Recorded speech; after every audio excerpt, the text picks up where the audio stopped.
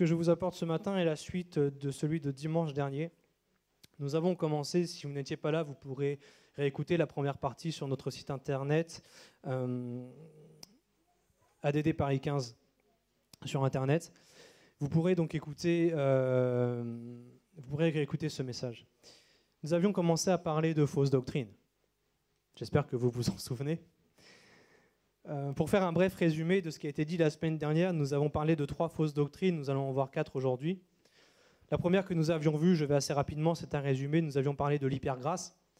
Cette grâce qui justifie le péché et qui dit, voilà, peu importe ce qu'on fait, ce qui compte, c'est que la grâce de Dieu surpasse toute chose. L'hypergrâce, c'est cette fausse doctrine qui tolère le péché et qui dit, de toute façon, même si je pêche, il n'y a pas de souci, la grâce de Dieu surpasse toujours. Ça donne des chrétiens qui vivent à la fois dans le péché et qui croient vivre dans la parole de Dieu. Ça justifie des comportements déviants, des comportements extrêmes. Et nous avions vu que la grâce de Dieu, c'était justement cette capacité que Dieu nous donne à lui obéir et à ne pas tomber dans le péché, à prier afin de ne pas tomber en tentation. Nous avions parlé également, nous avons passé plus de temps sur celle-là, sur l'évangile de la prospérité. Nous avions démonté cette fausse doctrine en disant que la bénédiction que Dieu a accordée à Abraham était avant tout spirituelle et non pas matérielle. Nous avions également dit que la pauvreté n'était pas un péché, contrairement à ce que les prédicateurs de la fausse doctrine déclarent. Nous avions également dit que la loi de la compensation n'existait pas. Quand tu donnes 10, Dieu te donne 100. Quand tu donnes 100, Dieu te donne 1000, etc. Dieu donne selon ce que lui désire. Et le fait de donner notre argent au Seigneur, le fait est que nous devons le faire sans rien attendre en retour. C'est ce que nous avions dit. Nous avions également démonté le fait que les prédicateurs de l'évangile de la prospérité déclarent que la foi ne viendrait pas de Dieu, que la foi, ça viendrait de l'homme et que ça servira à faire tourner le monde spirituel. Nous avions dit que la foi vient de ce qu'on entend et ce qu'on entend vient de la parole de Dieu. Nous avions dit également que par la prière, il n'était pas possible de forcer la main de Dieu et que ceux qui étaient dans l'évangile de la prospérité faisaient du chantage au Seigneur afin qu'il les bénisse financièrement et que la prière de ces personnes-là était des prières égoïstes et que Dieu ne répondait pas aux prières qui déshonorent son nom et aux prières égoïstes. Nous avions également terminé par dire qu'un chrétien maudit n'existait pas, que toute arme forgée contre nous est sans effet, que Christ ne cohabite pas avec Bélial, que la lumière n'a rien à voir avec les ténèbres, que le fidèle n'a rien à voir avec l'infidèle, et que le temple de Dieu n'a rien à voir avec les idoles. Donc contrairement à certaines croyances culturelles ou ethniques, un chrétien maudit, ce n'est pas possible. Et que lorsque tu acceptes Jésus dans ta vie, même si il y a plusieurs générations de cela, tu avais des ancêtres ou des parents qui étaient dans l'occultisme et dans la sorcellerie. Lorsque tu acceptes Christ dans ta vie, toute malédiction est brisée et tout ce poids ne pèse plus sur tes épaules parce que Jésus a détruit la malédiction à la croix. Il a livré publiquement Satan en spectacle et les dominations à la croix. C'est pour ça que tout chrétien est libre de toute malédiction. Nous devons croire fermement cela pour ne pas vivre dans la condamnation. Et on s'en était arrêté là. Seigneur, je te prie afin que ce matin encore ta parole soit prêchée, non pas mes mots mais les tiens. Et Seigneur, je souhaite ardemment que le peuple de Dieu, moi y compris, Seigneur, nous ne tombions pas dans les fausses doctrines. Seigneur, mon désir qui est vraiment là sur mon cœur, c'est que nous ne croyons pas aux mensonges, que toutes ces doctrines de démons telles que toi tu les appelles, Seigneur, dans l'épître à Timothée, ces doctrines de démons n'aient aucune part dans nos vies. Et Seigneur, ce message, Seigneur, que j'apporte ce matin, Seigneur, est fait pour que, Seigneur, nous ne vivions pas dans des fausses croyances, et que notre vie, Seigneur, soit conforme à la vraie doctrine qui nous donne la vie, Jésus. Alors que ton nom soit béni ce matin et exalté dans cette église. À toi la gloire, Jésus. Amen. La 4e fausse doctrine que nous allons voir ensemble, c'est la doctrine de l'antibaptême. La doctrine de l'antibaptême. C'est quelque chose que j'entends de plus en plus. Et à force de dire que le baptême ne sauve pas, parce que c'est la foi qui sauve, on est tous d'accord pour ça, certains en sont venus à la conclusion qu'il n'était tout simplement pas important de se faire baptiser par immersion. En d'autres termes, certaines personnes croient et prêchent que le baptême par immersion est inutile parce que seule la foi sauve. Et l'argument principal de ces faux enseignants, c'est le verset qui va s'afficher de Marc chapitre 16, verset 16, et c'est ce verset qu'ils ont retourné, qu'ils ont renversé. Celui qui croira et qui sera baptisé sera sauvé, mais celui qui ne croira pas sera condamné. Amen. Ces personnes-là retournent le verset en disant « Puisque celui qui ne croit pas est condamné, alors que celui qui croit est sauvé, comme c'est la foi qui sauve, il n'est pas nécessaire de se faire baptiser. » C'est leur raisonnement.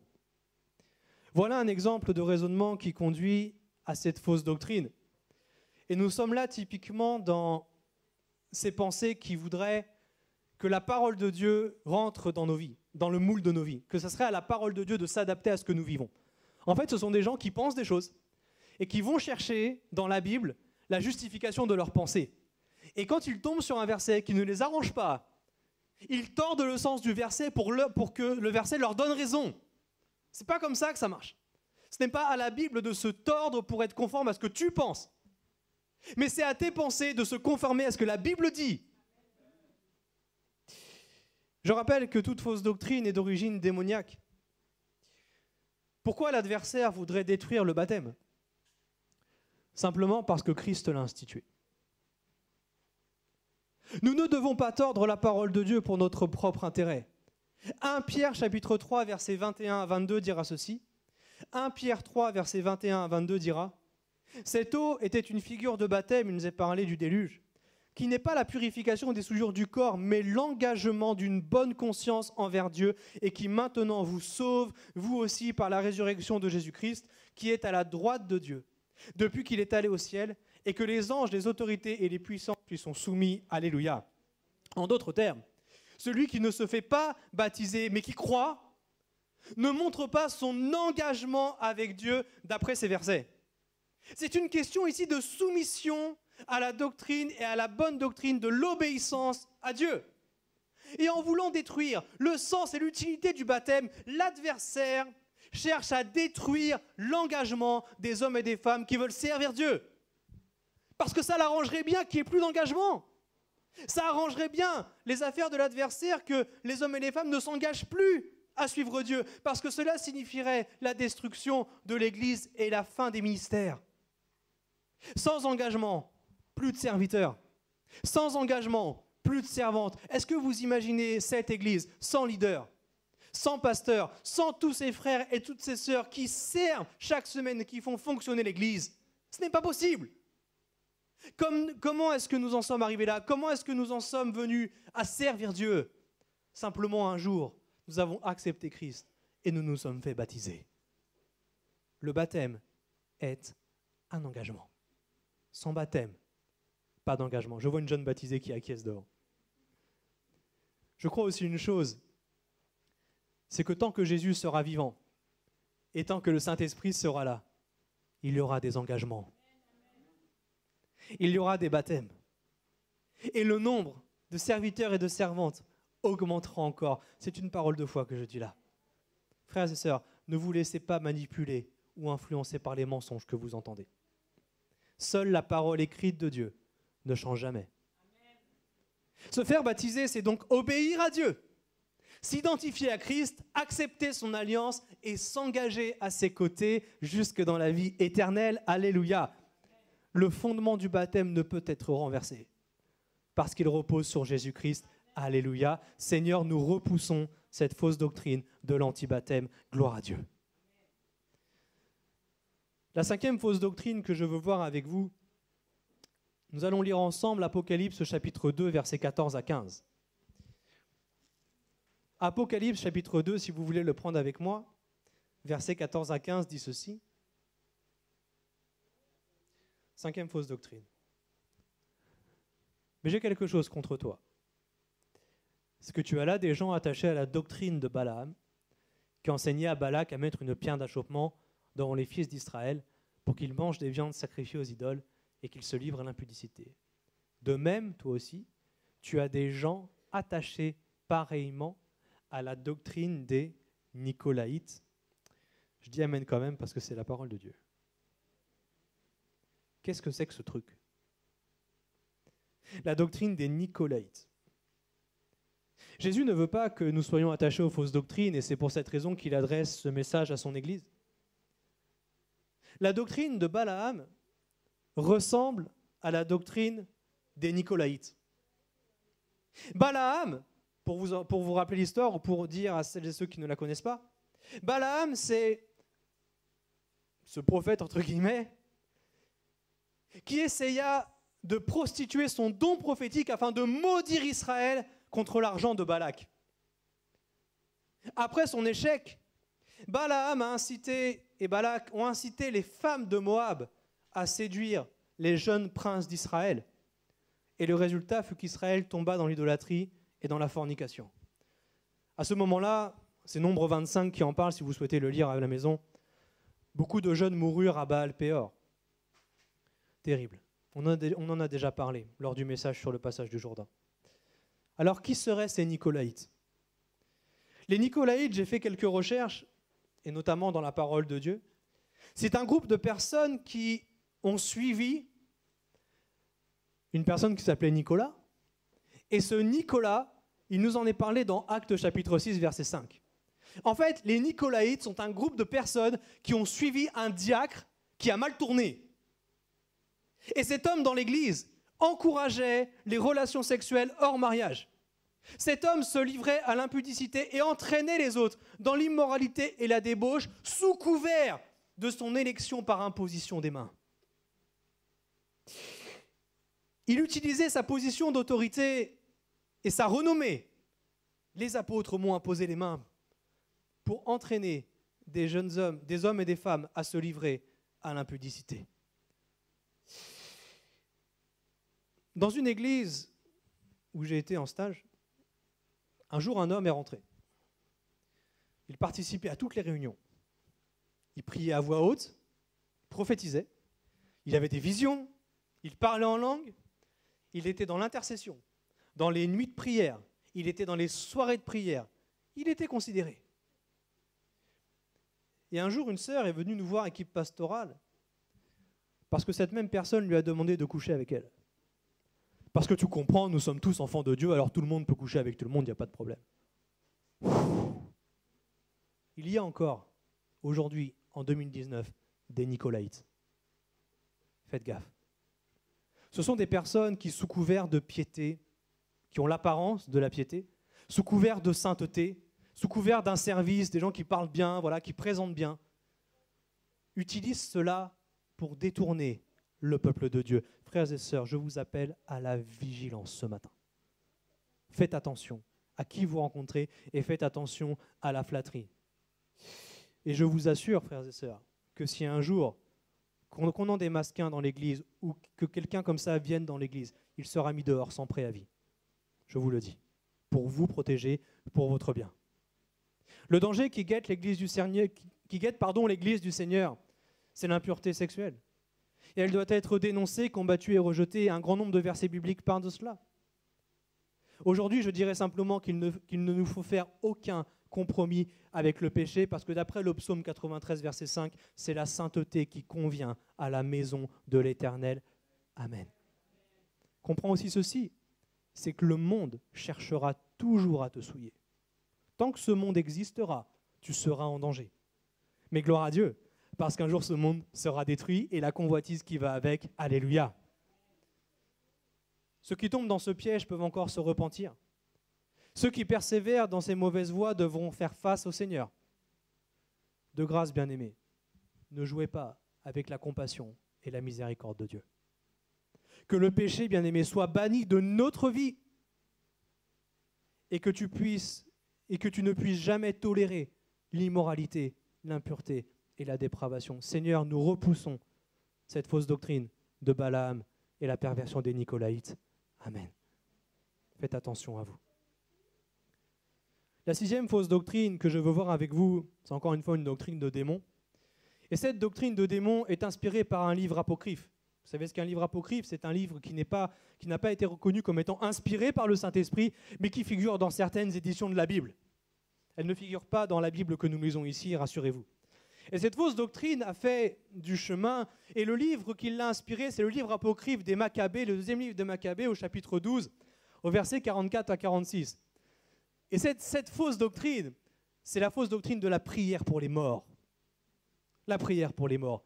Inspirée du deuxième livre de Maccabée, cette fausse doctrine aujourd'hui est crue et est mise en pratique. Alors, je tiens à préciser, parce qu'en plus c'est enregistré, que ce que je m'apprête à dire là n'est pas biblique. Ok ? Attention à vos oreilles. Je répète notamment pour celles et ceux qui sont jeunes dans la foi, ce que je vais dire maintenant est complètement faux. D'accord ? C'est bon pour vous ?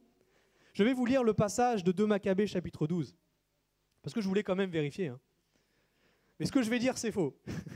Et si je ne l'ai pas dit, ce que je vais dire, c'est faux. Car s'ils n'avaient pas cru que les soldats tués dans la bataille dussent ressusciter, c'eût été chose inutile et vaine de prier pour les morts. Ils considéraient en outre qu'une très belle récompense est réservée à ceux qui s'endorment dans la piété, et c'est là une pensée sainte et pieuse. Voilà pourquoi il fit ce sacrifice expiatoire pour les morts, afin qu'ils fussent délivrés de leurs péchés. De grâce, ne dites pas amen à ça. Merci. Merci. Comment te dire? Juste non. Non. Lorsque quelqu'un part, il est parti. Prier pour lui ne sert à rien. Et quand j'ai lu ça, je me suis rappelé des obsèques de ma grand-mère il y a quelques semaines. J'y suis allé, j'ai prêché là-bas. Et la cérémonie était catholique, c'était à Coulommiers, dans ma ville natale. Et je bénis Dieu parce que le pasteur de l'église où je me suis converti, l'église de la Bergerie, le pasteur Serge Bureau était là pour me fortifier. La prédication s'est bien passée, les gens ont été touchés, ma famille a été touchée. La cérémonie a été conduite par un diacre, quelqu'un de très sympathique, quelqu'un de très heureux de partager l'estrade avec un pasteur des Assemblées de Dieu. Et durant toute la durée de l'événement, ma petite sœur était à côté de moi. Elle s'appelle Clémence, elle a eu 30 ans il y a 3 jours. Ma petite sœur était à côté de moi, à l'église comme au cimetière. On était vraiment bras dessus, on était vraiment proches, on se consolait mutuellement avec mes parents aussi. C'est la mère de mon grand-père, c'est la mère de mon père qui est décédée. Il a ma grand-mère italienne. Et nous allions donc repartir à la fin du programme et nous avons eu cette discussion avec ma sœur que je vous retranscris. Ma sœur me dit, quand le diacre parle, tout le monde dit Amen, pourquoi pas toi? Moi je lui réponds, Amen signifie qu'il en soit ainsi. Quand tu le dis, tu montres que tu es d'accord avec ce qui a été dit avant. Ma sœur me dit, et toi tu n'es pas d'accord avec ça? Je lui ai dit, si je ne dis pas Amen, c'est parce que je ne suis pas d'accord avec ce qu'il a dit.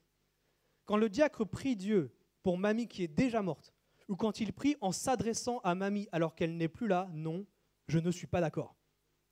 Ma sœur me dit, pour toi ce n'est pas utile de prier comme il l'a fait. Je lui réponds non, car mamie ne peut pas nous entendre. Ils font cela pour rassurer la famille, mais seul Dieu décide qui va au paradis ou pas. Nous ne devons pas prier pour les morts, mais pour les vivants. Amen. Deutéronome chapitre 18, versets 10 à 13. Deutéronome 18, versets 10 à 13, déclare ceci. Qu'on ne trouve chez toi personne qui fasse passer son fils ou sa fille par le feu, personne qui exerce le métier de devin, d'astrologue, d'augure, de magicien, d'enchanteur. Personne qui consulte ceux qui évoquent les esprits ou disent la bonne aventure, personne qui interroge les morts. Deutéronome 18, 12, car quiconque fait ces choses est en abomination à l'Éternel. Et c'est à cause de ces abominations que l'Éternel, ton Dieu, va chasser ces nations devant toi. C'était la conquête de Canaan. Verset 13, tu seras entièrement à l'Éternel, ton Dieu. Amen. Et si cela ne vous suffit pas, je rajoute les paroles du Seigneur Jésus, qui explique la situation du riche et du pauvre Lazare dans Luc chapitre 16. Quand une personne passe de l'autre côté, il n'est pas possible de créer un contact avec elle. Et si nous tentons de le faire, c'est là un grand péché devant l'Éternel. Priez pour les vivants. Priez en faveur des vivants et témoignez de l'Évangile aux vivants avant qu'il ne soit trop tard. Alléluia. Laissez les morts tranquilles. Laissez-les tranquilles. Seigneur, nous repoussons cette fausse doctrine de la prière pour les morts. Amen. C'est clair pour vous? La dernière fausse doctrine que je veux voir avec vous, même s'il y en a plein d'autres derrière, mais j'en ai choisi 7. Merci ma sœur. Tu ne perdras pas ta récompense. J'ai gardé le meilleur, ou la pire, en l'occurrence pour la fin. Je ne sais pas quelle serait pour vous la pire des fausses doctrines.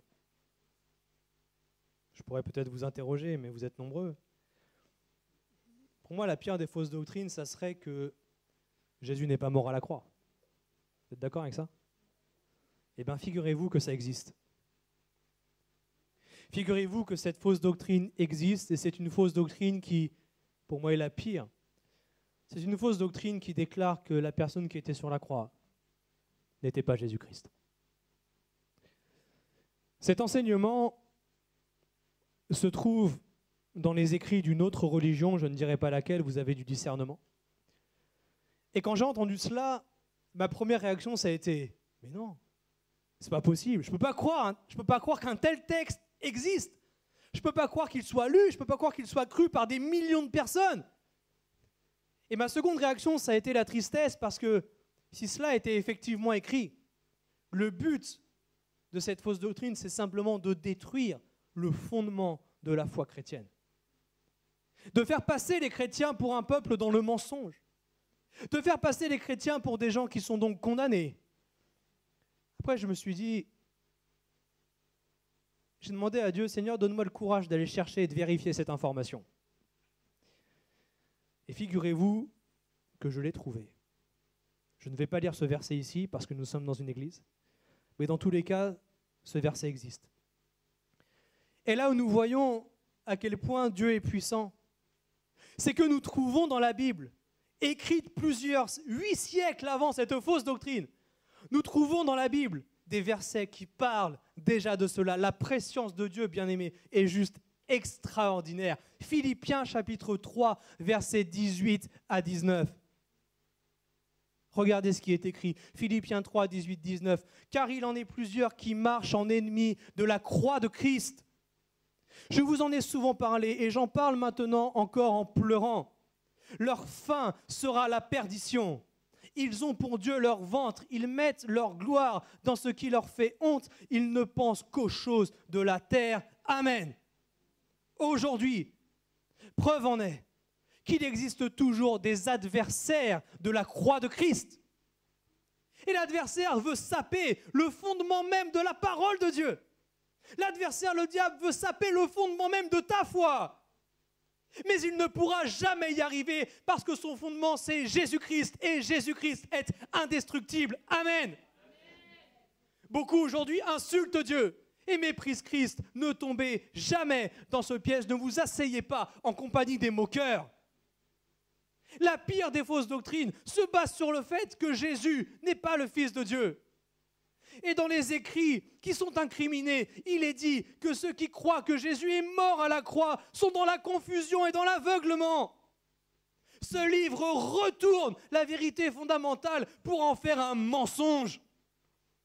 Ceux qui prêchent cela seront jugés par Dieu. Ils prendront cher, très cher. Il est vrai que le Fils de Dieu, mourant à la croix pour nos péchés, et ressuscité au bout de 3 jours, est complètement irrationnel. 1 Corinthiens chapitre 1er, versets 17 à 19. 1 Corinthiens 1, versets 17 à 19.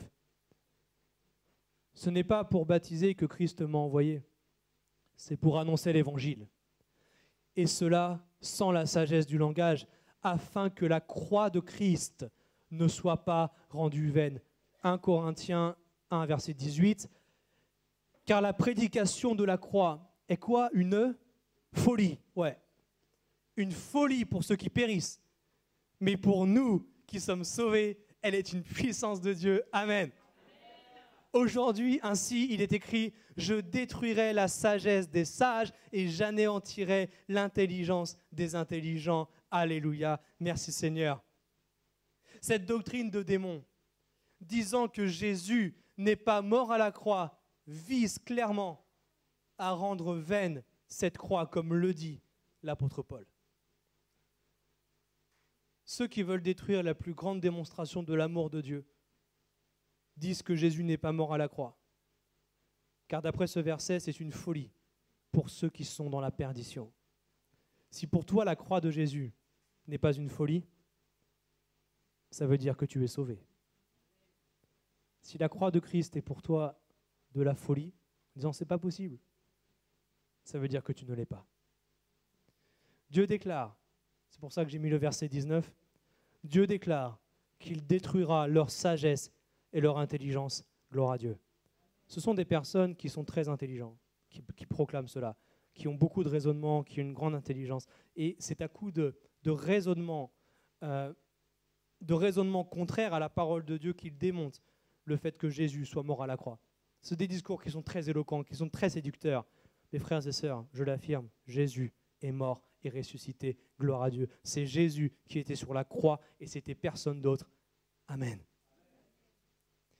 Nous sommes ici dans cette situation où les hommes disent que ce qu'ils ne peuvent pas comprendre n'existe pas. J'espère que tu n'es pas comme ça. J'espère que tu ne veux pas tout comprendre avant de dire « je crois ». Les choses de Dieu et de la Bible ne peuvent pas toutes se comprendre. Les vérités de Dieu doivent être reçues, elles doivent s'accepter et nous devons simplement y croire. C'est cela la foi d'un enfant. Si tu ne comprends pas tout, frères et sœurs, c'est pas grave. Parce que ce que Dieu veut, c'est que tu crois. Moi, je ne comprends pas quand je lis les actes et que je vois que l'ombre de Pierre guérissait les malades. Il passait dans la rue, je passe souvent de ce passage parce qu'il m'interpelle beaucoup en ce moment. Il passait dans la rue comme ça et l'ombre sur laquelle il était, l'ombre qu'il avait, passait sur les malades et les malades étaient guéris. Va expliquer ça scientifiquement. Vas-y, je t'attends. Mais dans tous les cas, quand je lis ça, je ne comprends pas. Simplement, je crois que c'est possible. Quand tu lis des choses dans la parole de Dieu qui te paraissent surréalistes, ne cherche pas à comprendre. Crois seulement et tu verras la gloire de Dieu. Merci Seigneur. Qui ici peut expliquer la croix? Qui peut expliquer la croix? Qui ici est en mesure de comprendre la croix intellectuellement? Qui est ici capable, avec son intelligence, de démontrer par A plus B comment et pourquoi Christ est mort et ressuscité? Personne ne le peut. Et c'est normal. Et c'est tant mieux. Pour nous convaincre de le suivre, Dieu, c'est vrai, nous montre sa présence et se révèle à nous. Si tu attends d'avoir tout compris pour accepter Jésus, si tu attends d'avoir tout compris pour te faire baptiser, alors tu ne te feras jamais baptiser et tu ne seras jamais converti. Parce qu'il n'est pas possible de tout comprendre. Arrive un moment où l'irrationnel, où le surnaturel s'impose. Si tu cherches à tout connaître et à tout comprendre avec ton intelligence, avec ta sagesse, alors tôt ou tard, tu deviendras légaliste, comme un pharisien. Tu t'inventeras alors ta propre théologie, bien éloignée de la parole simple et pure de Dieu qui doit être accessible aux enfants. Est-ce que vous croyez qu'il faut étudier la Bible pendant des années avant d'être sauvé? Pas du tout. Je vous rappelle cette parole de Jésus dans Luc chapitre 18, verset 16. Luc 18, verset 16, Jésus parle et dit « Laissez venir à moi les petits enfants et ne les empêchez pas, car le royaume de Dieu est pour ceux qui leur ressemblent. Je vous le dis en vérité, quiconque ne recevra pas le royaume de Dieu comme un petit enfant n'y rentrera pas. Amen. » La foi d'un enfant. La foi d'un enfant. Le salut en Jésus-Christ ne s'obtient pas par des raisonnements. Il ne se saisit pas avec intelligence. Le salut, la vie éternelle, le paradis de Dieu se reçoit en croyant dans son cœur. Si tu crois dans ton cœur que Dieu l'a ressuscité des morts, tu seras sauvé. Paul n'a pas dit si tu crois dans ta tête, si tu crois dans ton cœur. Lisons ensemble Hébreux chapitre 12, versets 1 et 2, ce sera le dernier verset aujourd'hui. Hébreux chapitre 12, versets 1 et 2 déclare ceci.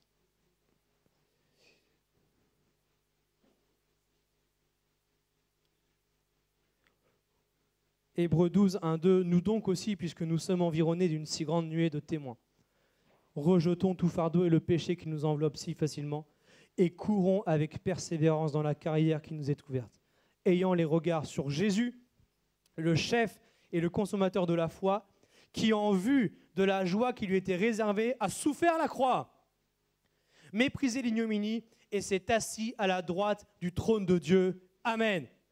Jésus a souffert la croix. Amen. C'est écrit noir sur blanc. Qu'importe ce que disent les autres, qu'importe ce qu'écrivent les autres, qu'importe ce que proclament les autres. Je me confie dans la parole de Dieu. C'est écrit, que Jésus a souffert à la croix pour mon péché, alors j'y crois et je lui donne ma vie parce que c'est le seul moyen d'être délivré de mes péchés. Amen.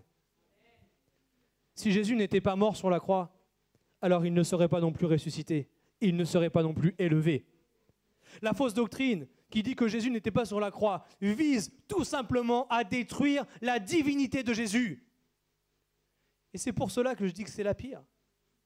Mais dans ce verset d'Hébreux 12, et dans les 4 évangiles, et dans toutes les autres épîtres, il est dit que Jésus est mort à la croix. Jésus est vivant, il est ressuscité. Jésus est vivant, il est élevé, il est assis à la droite de la majesté divine, et personne ne pourra jamais lui prendre son trône. Gloire à Dieu. Il est notre Dieu. Il est notre Dieu. Frères et sœurs, ne laissez personne dire le contraire. Jésus est vivant et Jésus est mort à la croix. Alléluia. Alors oui, nous ne pouvons pas tout comprendre, c'est vrai. Mais simplement, nous le croyons dans notre cœur et nous l'acceptons avec joie. Accepter ce que Jésus a fait à la croix nous sauve. Croire dans notre cœur que Jésus a été crucifié et ressuscité et le confesser de notre bouche nous donne la vie éternelle. Romains chapitre 10, verset 9. Amen. Laissez les contradicteurs de l'évangile dans leur folie. Laissez-les être confondus par leur raisonnement et leur fausse doctrine, parce que c'est Jésus qui tirera vengeance de ces choses. Alors en conclusion, je dirais ceci. Nous avons parlé des fausses doctrines suivantes. Nous les avons rejetées et nous avons démonté un par un les arguments pour arriver à la conclusion qu'il existe encore des ennemis de la croix. Faites attention avec qui vous discutez. Ne soyez pas méfiants. Soyez prudents. Ce n'est pas pareil. Parce que l'amour ne soupçonne pas le mal. Mais avant de recevoir une parole, éprouvez-la. La première doctrine que nous avons démontée, c'est celle de l'hypergrâce. Nous ne devons pas jouer avec la grâce de Dieu parce que la grâce de Dieu porte un nom et son nom, c'est Jésus-Christ. Amen. La deuxième fausse doctrine était l'évangile de la prospérité. Dieu ne veut pas de nos prières égoïstes. La bénédiction d'Abraham dont nous bénéficions est spirituelle parce que la bénédiction d'Abraham annonçait la venue de Jésus pour nous sauver. Amen. Troisièmement, un chrétien ne peut pas être maudit parce que Jésus brise toute chaîne, détruit toute malédiction dès que nous faisons de lui notre Seigneur et notre Sauveur. La parole déclare ailleurs que toute arme forgée contre nous est sans effet et que nous pouvons condamner les paroles de mort et de malédiction qui sont dirigées contre nous. Alléluia. Quatrième fausse doctrine de l'antibaptême, se faire baptiser, c'est obéir à Jésus. L'obéissance valant plus que le sacrifice. Seuls ceux qui obéissent à la parole de Dieu hériteront de la vie éternelle. Amen. Cinquième fausse doctrine, celle des Nicolaïtes. La parole de Dieu nous exhorte avec force de renoncer à l'impureté sexuelle et à rejeter tout compromis avec cela. Attention à ceux qui usent de leur autorité et de leur réputation pour pervertir le peuple de Dieu. Fuyons ces personnes et qu'elles ne soient pas trouvées ici dans le nom de Jésus. Amen. La sixième fausse doctrine était celle de la prière pour les morts, qui est inutile parce qu'ils ne nous entendent pas. Cette fausse doctrine inventée par des hommes pour rassurer des hommes. La prière pour les morts est associée dans la Bible à l'occultisme. Et venant d'un livre non inspiré par Dieu, c'est là une fausse doctrine. Gloire à Dieu. Dernière fausse doctrine que nous avons vue, c'est celle qui dit que Jésus n'était pas sur la croix, c'est la pire de toutes. La croix ne s'explique pas, elle s'accepte et elle se vit. Jésus est mort, Jésus est ressuscité, Jésus est élevé, Jésus-Christ est Dieu. Jésus est le seul chemin, la seule vérité et la seule vie. Lui seul conduit à la vie éternelle. Il n'y a pas d'autre chemin vers le Père que Jésus-Christ. Pour terminer, je dirais ceci, après on va prier, mais il existe malheureusement encore beaucoup de fausses doctrines, beaucoup de doctrines de démons. Faites attention à ce que vous entendez, notamment sur YouTube ou d'autres sites internet. Faites attention à vos lectures. Si vous avez des doutes sur ce que vous entendez, venez trouver un ancien, venez me trouver, j'ai entendu ça, qu'est-ce que tu en penses? 9 fois sur 10, fausse doctrine. Dernier point, que faut-il pour que les fausses doctrines soient annoncées? Des faux prédicateurs. Pour qu'une fausse doctrine se propage, il faut des faux prédicateurs. Inspirés par le diable, ces fausses doctrines sont partagées et véhiculées par des bouches humaines. Frères et sœurs, à vous de propager la bonne doctrine. À vous de propager le bon enseignement, l'enseignement de l'amour de Dieu. Et si vous entendez des hommes et des femmes qui sont victimes de ces faux prédicateurs, avertissez-les. Avertissez-les, dites-leur qu'ils sont dans l'erreur et que cela peut leur coûter la vie. On va prier ensemble pour que simplement Dieu fasse le ménage à Paris. D'accord avec ça? On va prier pour que les faux prédicateurs soient réduits au silence, qu'ils soient touchés, qu'ils se convertissent, ou qu'il en soit fait selon la volonté de Dieu. Éternel, mon Dieu, je sais que ces messages qui ont été apportés sont pour le bien de ton peuple. Car Seigneur, tu ne veux pas que nous tous ici, ceux qui nous regardent sur Internet, soient victimes de fausses doctrines éternelles. Seigneur, nous rejetons l'hypergrâce, l'évangile de la prospérité. Un chrétien ne peut être maudit. Nous disons que le baptême est utile. Seigneur, nous rejetons cette doctrine des Nicolaïtes et de Balaam qui fait des compromis avec l'intégrité. Seigneur, nous rejetons cette prière pour les morts et nous disons que c'est toi, Jésus, qui étais sur la croix. Éternel, tu vois autour de nous cette foule de faux docteurs, de faux prophètes, de faux pasteurs, de faux évangélistes, de faux apôtres, qui sont là avec leurs faux enseignements pour s'attirer richesse et gloire, pour s'attirer la richesse humaine, pour s'attirer des richesses matérielles, pour s'attirer des femmes, pour s'attirer, Seigneur, leur convoitise. Seigneur Dieu, je t'en supplie, détruis leurs enseignements. Réduis-les au silence, mon Dieu. Réduis-les au silence et que ta vérité triomphe, Jésus. Nous ne voulons pas, Seigneur, que notre ville de Paris soit malade plus longtemps de tout cela. Il y a trop de fausses doctrines, Seigneur, dans notre ville ou dans les villes que nous représentons. Il y a trop, Seigneur, de faux enseignements. Il y a trop de faux ministères. Et j'y vois là, Seigneur, une occasion pour ton Église de prendre sa place. Seigneur, alors que mes frères et sœurs ont entendu ces enseignements depuis dimanche dernier et aujourd'hui, je te prie pour que dans leur bouche, Seigneur, ce soit la bonne doctrine qui soit proclamée.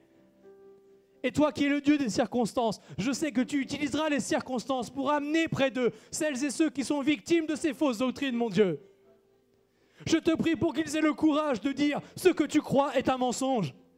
Je te prie, Seigneur, pour qu'ils aient le courage de dire voici la vérité, Jésus est vivant. Afin que des hommes et des femmes sortent, Seigneur, de l'emprise de ces faux prédicateurs, de l'emprise des sectes et de ces groupes qui se font appeler église mais qui n'en sont pas. Seigneur, une église, tu nous l'enseignes, une église c'est un lieu où tu es présent, Jésus. C'est un lieu où nous sommes assemblés pour te louer et t'adorer, un lieu de prière et de grâce, un lieu de vérité. Alors Seigneur, je te prie que par nos prières, les cieux soient ébranlés, pour que les puissances démoniaques soient secouées, Seigneur, et pour que ta bonne doctrine triomphe. Ton amour, ton pardon, ta grâce. Tu es le Dieu qui donne l'abondance. Tu es le Dieu qui pardonne les péchés. Tu es Jésus-Christ mort et ressuscité. Merci Jésus, merci Jésus. Alors Éternel, que ton nom soit béni. Ma prière enfin, Seigneur, est pour ce peuple qui est devant moi. Celles et ceux qui sont en congé, celles et ceux qui nous rejoindront. Éternel, mon Dieu, garde-les dans la vérité. Je t'en supplie, Seigneur. C'est trop important. C'est trop important, Seigneur. Garde-les près de toi. Garde-les dans ta bonne parole. Garde-les dans ta saine doctrine. Garde-les dans ton amour. Garde-les près de toi jusque dans la vie éternelle, Seigneur. Seigneur, que celui qui dit qu'il est sauvé et qui ne l'est pas s'en rende compte. Touche sa vie, Seigneur, maintenant. Je te prie enfin pour qu'il y ait des engagements, mon Dieu, clairs et concrets. Parce que l'Église, Seigneur, a besoin de ses serviteurs et de ses servantes. Et ton désir, Seigneur, toi qui as donné des talents à tout le monde, toi qui as donné un ministère à chacun, ton désir, Seigneur, est que nous mettions tous en pratique le don que tu nous as donné. Pour cela, Seigneur, je dis que le baptême est nécessaire. parce que c'est un engagement. C'est toi qui le dis dans ta parole, Jésus. Alors je te prie pour que cet engagement soit pris, mon Dieu, cet été, dans les secrets des cœurs, dans les chambres, mon Dieu, là où ces personnes seront. Et qu'à la rentrée, ils viennent nous voir en disant « Je veux m'engager pour Jésus-Christ ». Je crois, Seigneur, que le temps du salut n'est pas terminé. Je crois que le temps de la grâce n'est pas fini. Je crois, Seigneur, que le temps du pardon court encore aujourd'hui. Gloire à ton Saint-Nom, Jésus. Seigneur, nous te louons et nous t'adorons. Nous te bénissons aujourd'hui, Seigneur, dans l'assemblée des saints. Nous t'adorons et nous te bénissons, Seigneur, pour la bonne parole qui donne la vie, la bonne parole qui donne la joie, la bonne parole qui donne la paix et la bonne parole qui donne le salut. Nul n'est semblable à toi, Seigneur. Alors que la louange et la gloire te soient données, Jésus-Christ, dans nos vies, dans cette Église et au siècle des siècles. Amen.